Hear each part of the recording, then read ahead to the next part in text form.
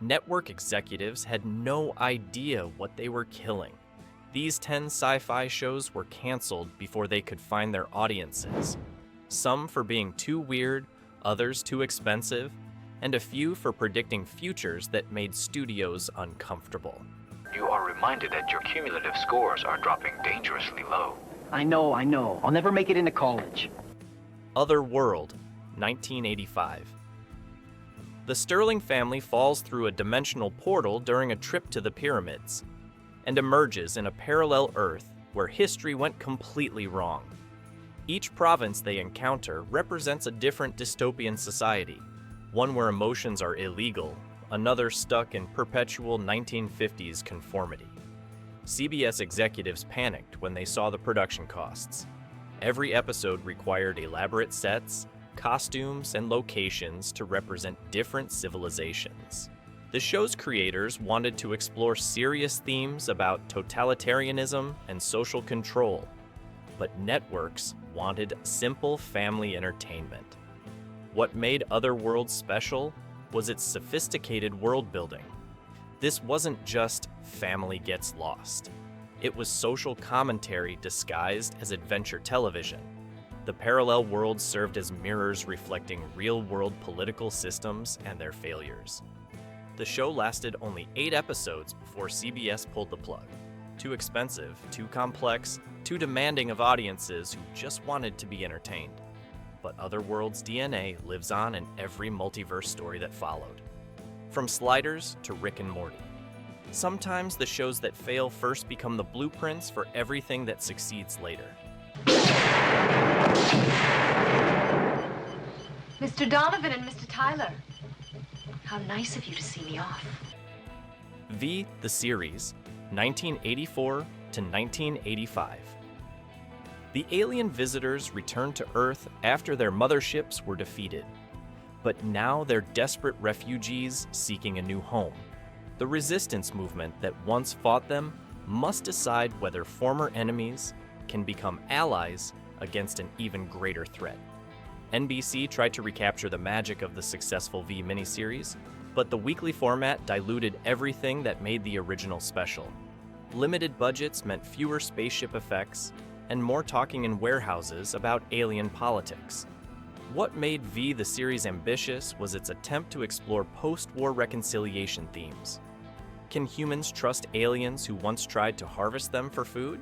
How do you rebuild trust after attempted genocide? These were sophisticated concepts for 1980s television. The show featured impressive practical makeup effects for the alien transformations. When visitors shed their human disguises to reveal reptilian features underneath, the prosthetics work rivaled movie quality effects, at least when the budget allowed. The resistant cell dynamics provided ongoing character development as humans dealt with PTSD from the occupation while learning to work alongside reformed visitors. The show explored themes about forgiveness and cooperation that felt genuinely meaningful. NBC canceled V the series after 1 season. The premise was too complex for casual viewers, while production costs remained prohibitively expensive. But the show's themes about reconciliation and trust between former enemies influenced later science fiction that dealt with similar post-conflict scenarios. And don't come back either. How did you do that? The Phoenix, 1982. Bennu, an ancient astronaut, awakens after 20,000 years in suspended animation. His civilization is gone, his mission unclear, his powers beyond human comprehension. Now he wanders modern America, searching for others of his kind, while government agents pursue him relentlessly. A BC greenlit this, hoping to cash in on Raiders of the Lost Ark's popularity. Ancient mysteries, supernatural powers, government conspiracies, all the elements audiences seemed to want. But they got the execution completely wrong. The show couldn't decide what Bennu actually was. Alien, god, time traveler? The mythology shifted every episode, confusing viewers who needed consistent rules to follow. Worse, the budget forced most episodes into generic chase sequences through shopping malls and office buildings. What made The Phoenix ahead of its time was its ancient astronaut premise. This was 1982, decades before History Channel made Ancient Aliens mainstream. The show was exploring Erich von Daniken's theories when most people had never heard of them. Only 5 episodes aired before ABC canceled it. The failure stung because the core concept was genuinely intriguing, just trapped in a production that couldn't afford to realize its ambitions. The Phoenix proved that great ideas mean nothing without proper execution and network support.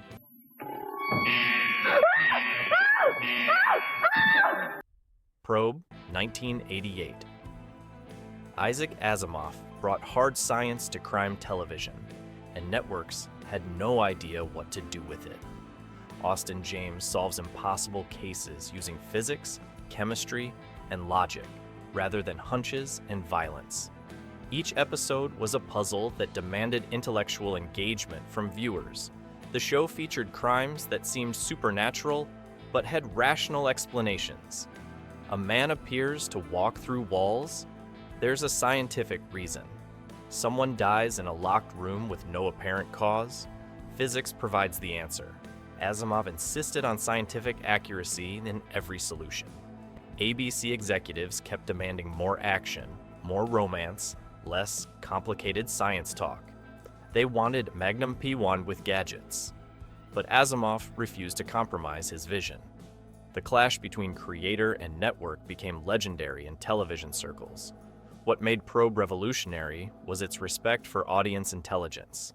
This was television that assumed viewers could handle complex concepts and logical reasoning. No car chases or shootouts, just pure problem solving through scientific method.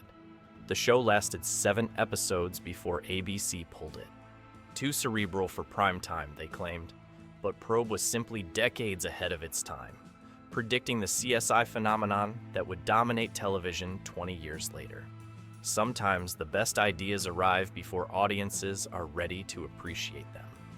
These weapons should have quite an impact on our cause. I'm not interested in your cause, Mr. Saida, only in your money. Manimal, 1983. Dr. Jonathan Chase can transform into any animal, but the show's budget meant he could only afford to become a hawk and a Black Panther. Every single episode. This limitation turned what should have been an amazing superpower into unintentional comedy gold. Glenn A. Larson pitched this as serious crime drama. A wealthy professor using his unique abilities to help law enforcement solve cases that normal methods couldn't handle.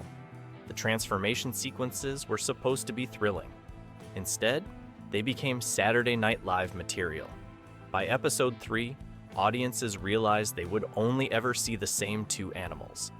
The show tried to maintain dramatic tension while Dr. Chase repeatedly announced, "I must become the Searstalk," with seatonings of complete sincerity.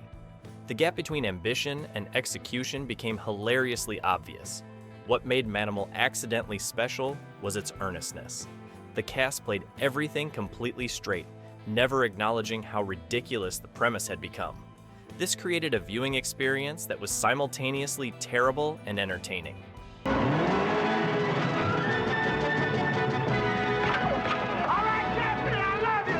Street Hawk, 1985. Jesse Mack rides a motorcycle that can reach 300 miles per hour, leap over buildings, and fire weapons, making him the ultimate one-man police force. The bike's advanced computer systems and stealth capabilities gave him advantages no criminal could match. ABC wanted their own Knight Rider without paying for expensive car effects. A motorcycle seemed cheaper, until they realized the stunts were actually more dangerous and costly. Real bikes jumping real obstacles with real stunt riders created insurance nightmares and budget overruns. The show's helicopter footage was genuinely impressive. Watching the Street Hawk bike race through Los Angeles at impossible speeds created visceral excitement that few action shows could match.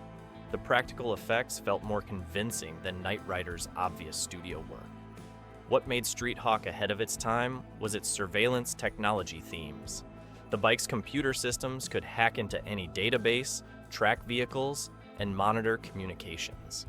This felt like fantasy in 1985.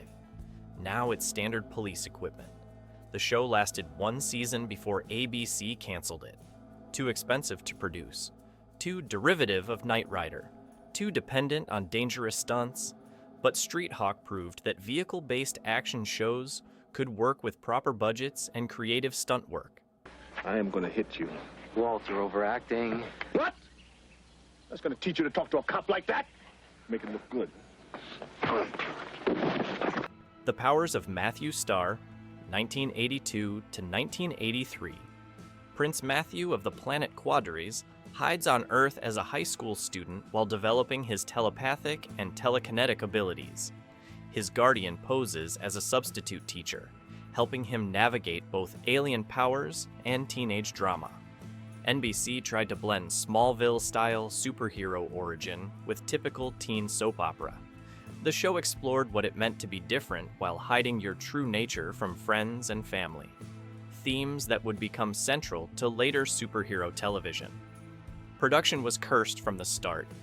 Lead actor Peter Barton suffered a serious motorcycle accident that forced major script changes.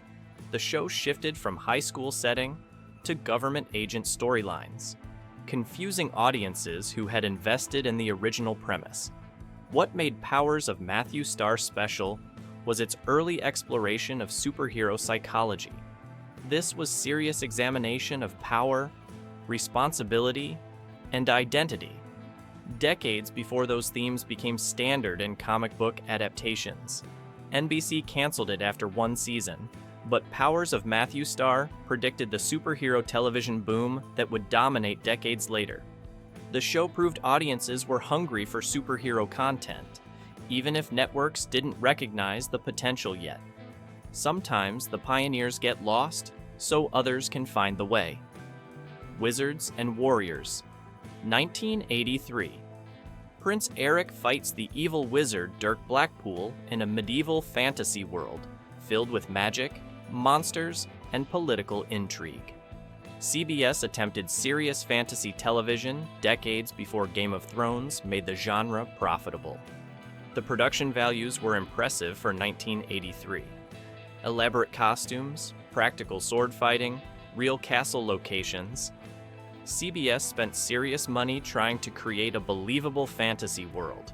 The special effects used creative practical techniques since CGI didn't exist yet. What killed the show was its ambitious scope.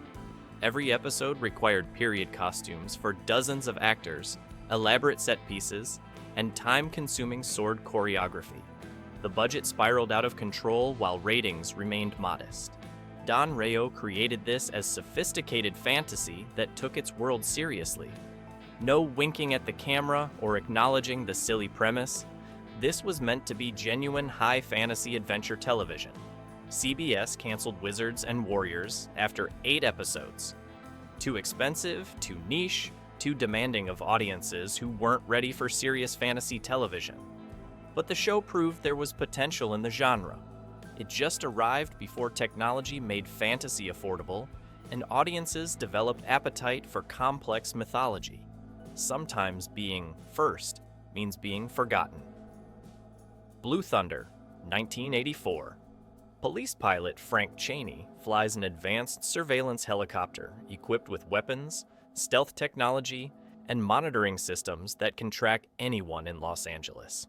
The show explored themes about militarized police and government surveillance that feel prophetic today. ABC adapted this from Roy Scheider's successful 1983 film, but the television version felt like a pale imitation. The movie's R-rated intensity was watered down for network television, removing the edge that made the concept compelling. Automan, 1983 to 1984. Computer programmer Walter Nebuchir creates a holographic crime fighter who materializes in the real world to battle criminals. The show pioneered computer graphics on television, then wasted the innovation on terrible scripts and repetitive plots. Glenn A. Larson saw Tron's success and thought he could replicate it on television budgets. Every time Automan materialized his glowing Lamborghini or futuristic weapons, the special effects budget died a little more. The show looked amazing, but cost a fortune. What made Automan special was its groundbreaking visual effects. The computer-generated imagery was revolutionary for 1983 television. Glowing vehicles, energy weapons, holographic transformations. Audiences had never seen anything like it on their TV screens. The problem was everything else. The scripts were painfully generic, turning innovative technology into just another cop show with fancy gadgets. Automan's unlimited computer powers should have created unique storytelling possibilities. Instead, writers used them to solve ordinary crimes. ABC canceled Automan after 12 episodes. Too expensive to produce, too gimmicky to sustain, too focused on effects over substance. But the show proved that television special effects could compete with movies. It just needed better stories to showcase the technology.